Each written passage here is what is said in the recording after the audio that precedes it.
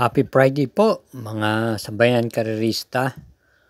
Ngayon po ay balik ere naman po tayo mga Kelos TV para muling ihatid sa inyo ang aking mga giya sa araw na to, September 13, 2024, Friday the 13th, saan meron pong 7 pangarera at tulad ng dati, alas 5 po magsisimula ng hapon. Hindi po gaano kakapalan ang pagkaka-line up maliban pagdating sa likod. Sa gana po ito, samahan niyo na po ako at di na tayo magpapaligoy-ligoy pa. Salamat po. Karera number 1, isang 3-year-old and above maiden race. Ito po ay start ng winner take all, races 1 to 7 at may distansyang 1,400 meters. Meron po tayo ditong 5 kalahok lamang. Ating pong pampremera yung number 1 star of the show, na veterano na po sa labanan na to. Ilang beses na po itong dumating ng tercera at segunda. At ito ipapatnubayan po ni A.R. Ramos. Ito po ay pwedeng iuna at ganyan din man i-pacing. At bilang panigunda po natin dito yung numero 3, Brown Missile, na papatnubayan po ni O.P. Cortez. Kaya para rito sa karera numero 1, pampremera numero 1, panigundo numero 3. Karera numero 2, start po ng peak 6, races 2 to 7. May distansyang 1,200 meters, isang class 5, split group 5 for placers. At meron tayong 7 entries dito. Pampremera po natin yung numero 7, Heirloom, na papatnubayan po ni JC De La Cruz. Ito po ay tumakbo itong mga nakaraang linggo, kung saan ito po ay na tersera pwesto lamang po ito. Pwede pong i-pacing at pwede rin naman pong iparimate. Panigunda po natin dito yung kalahok number 6, Marquis Angel, na nagbabalik pista. May angkinding bilis at muling rendan po ni O.P. Cortez. Bilang panersera natin number 4, Adorable Felicia, na rendan ni NC Lunar.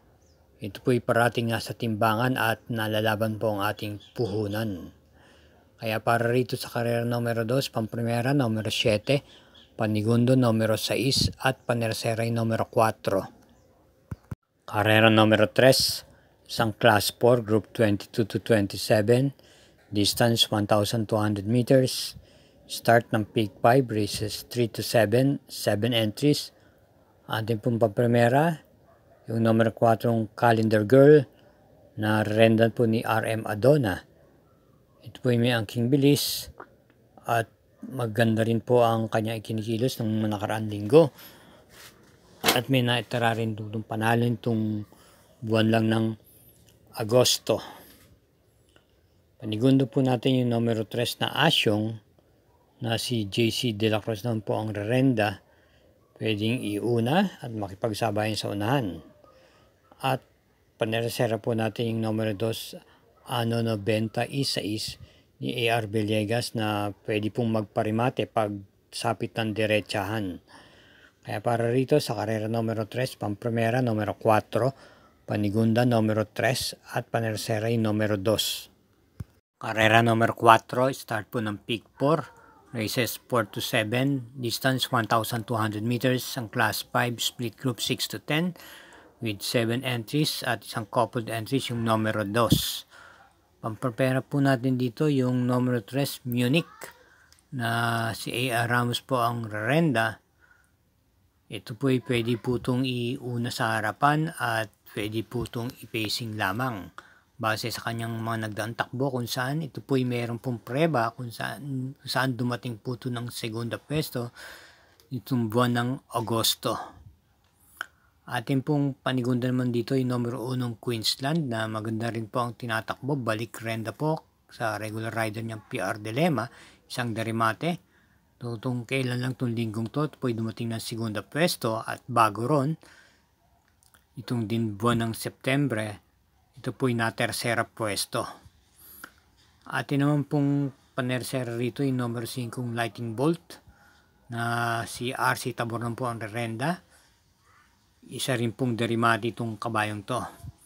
Kaya para rito sa karera numero 4, pampremera numero 3, panigundo numero 1, at panersera yung numero 5. Paalalang po muli na huwag po tayong makakalimot na mag-subscribe, pakishare na rin po at i-hit na rin po ang like button.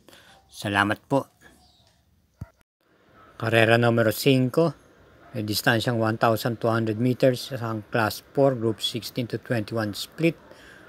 At meron tayong 8 entries. Pamprimera natin yung numero 8 Don Lucas na gamay naman po ni si Penson. Ito po ay may takbong na iuna sa harapan at pwede rin po itong i-pacing. Panigunda po natin dito yung numero 3 na Doña Chichay. Napapanabayan po ni AB Serios. May angkin ding bilis. At panersera po natin yung numero 2 Bontay Shore na maganda po ang kanyang ipinapakita. Ito po ay galing sa isang panalo nitong nakaraan na impresibo po. Tapos manggaling sa bakasyon.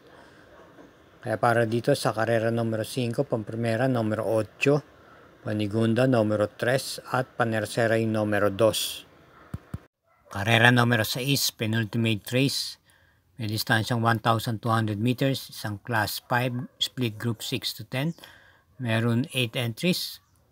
Pamprimera yung di banderang numero 7 advance party na rendan po ni Joe L. Ciego.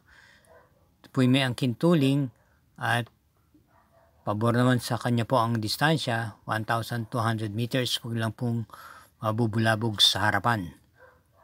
Atin pong panigunda rito yung number 8 yung Real Equity na si JMS Token po ang renda. Pwede pong i-pacing at pwedeng makipagsabayan sa unahan. At panersera po natin yung kalawak number 5 Bonnie Avenue ni AB Serios. Baka sakali pong makapanood ng bakbakan sa unahan at may dating po ito sa meta. Kaya para sa race 6, pamprimera numero 7, panigundo numero 8, panersera yung numero 5. Karera numero 7, last daily double, para tingnan po ng winner take all.